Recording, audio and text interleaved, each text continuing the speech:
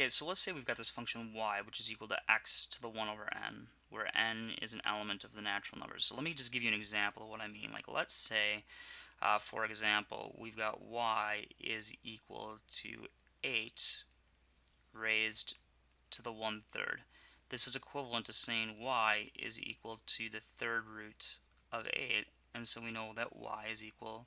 We're looking for this in the real numbers. We're looking for this guy just to be 2, right? There's also 2 more in the complex numbers, but let's just work in the real number system. So we've got 2. So another way of saying this is to say that y raised to the third is equal to 8. So we're looking for what number, when we raise it to the third, do we get 8? And we know that 2 to the third gives us 8.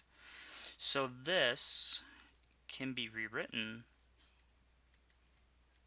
like this. This statement is equivalent to this statement.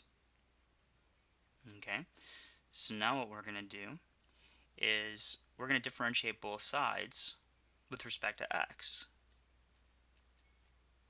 And the reason that we're doing this is I'm going to try to find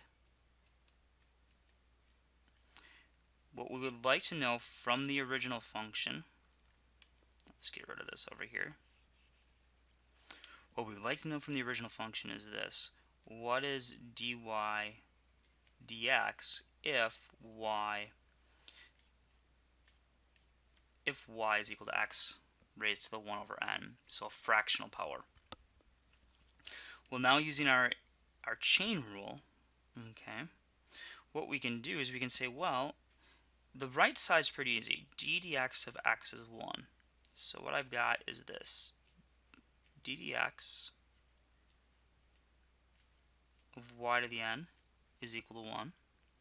And now over here, I can't take the derivative directly with respect to x of y, because y is a function of x. So what I have to do is use the chain rule here and say that this is dy dx times dy of this guy. Just like that. And so dy dx, well, that's what we're looking for. That's the variable that we're trying to solve for, right? That's the guy right here that we're trying to find. So we're eventually going to isolate this. Now let's take d dy of y to the n, and that is equal to n y to the n minus 1. And so now, if I go ahead and I solve for dy dx, that's equal to 1 over n y to the n minus 1. Just like that. Okay. And now if I continue, okay, we know that y is equal to x to the 1 over n. So we could just substitute that in there.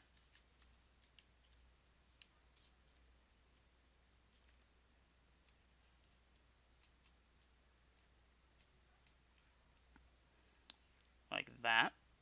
Okay. And now what we're going to go ahead and do is simplify this a little bit more. So we have dy dx is equal to 1 over n times 1 over x to the 1 over n to the n minus 1. Now let's concentrate on this guy right here. Have a power raised to a power.